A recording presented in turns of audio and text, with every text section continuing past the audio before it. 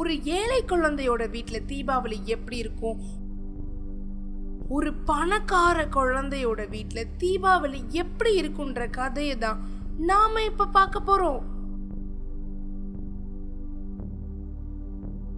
ஒரு ஏழை குழந்தை வீட்டுல எல்லாரும் அவங்களால முடிஞ்ச அளவுக்கு சாதாரணமா ஒரு நல்ல துணி எடுத்து போட்டிருக்கிறாங்க. அவங்களால முடிஞ்ச அளவுக்கு இனிப்பு காரம் பண்ணி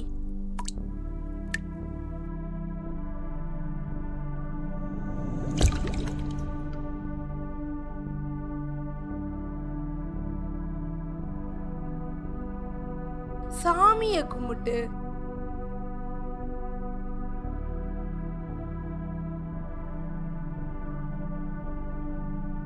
அத சந்தோஷமா சாப்பிடுறாங்க.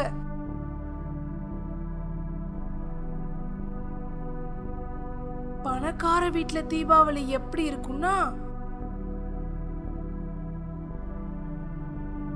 இருக்கிறதுலயே நல்ல காஸ்ட்லியான ட்ரெஸ்ஸா எடுத்து எல்லாத்தையும் போட்டு அழகு பாப்பாங்க.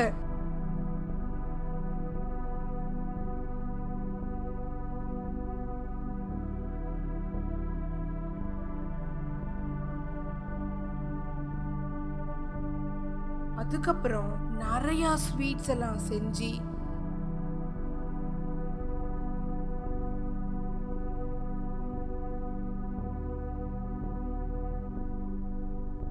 அது எல்லாத்தையும் டேஸ்ட் பண்ணுவாங்க.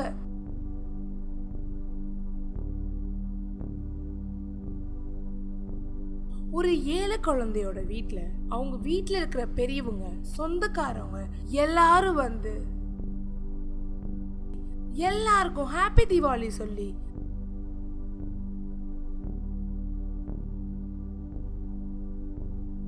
சந்தோஷமா குடும்பத்தோட இருப்பாங்க.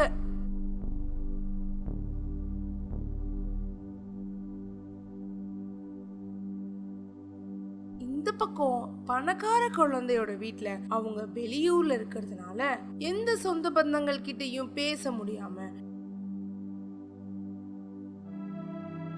வீடியோ கால்ல ஹாப்பி தீபாவளி விஷ் சொல்றாங்க.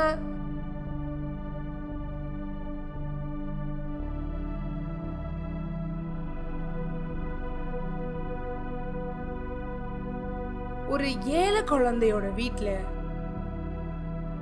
தீபாவளிக்கு வாங்கின பட்டாசு எல்லாத்தையும் வச்சு தெருவில் இருக்கிற தன்னோட ஃப்ரெண்ட்ஸ் கூட ஷேர் பண்ணி ஜாலியா வெடி வெடிக்கிறாங்க. பணக்கார குழந்தை வீட்டுல எப்படி இருக்குதுன்னா, ரொம்ப காஸ்ட்லியான வித்தியாசமான வெடியெல்லாம் நிறைய இருக்கு. ஆனா அந்த பையன் தனியா வெடி வெடிக்கிறான். இந்த பக்கம் ஏழை குழந்தை என்ன நினைக்குதுன்னா, அந்த பையன் மட்டும் விதவிதமா வெடி இருக்கு, நம்மகிட்ட ஒண்ணுமே இல்ல. ஓ, அவன் பணக்காரன்ல, அதனால நிறைய வெடி வச்சிருக்கான்.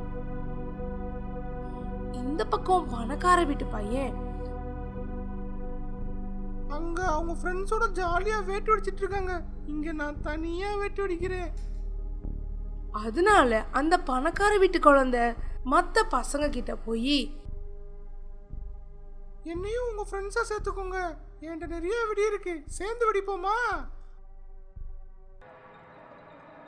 இப்போ எல்லா பசங்களும் அவரவர் கொண்டு வந்த வெடிகள்ல மொத்தமா வச்சு வெடி வெடிச்சு கொண்டாடுறாங்க.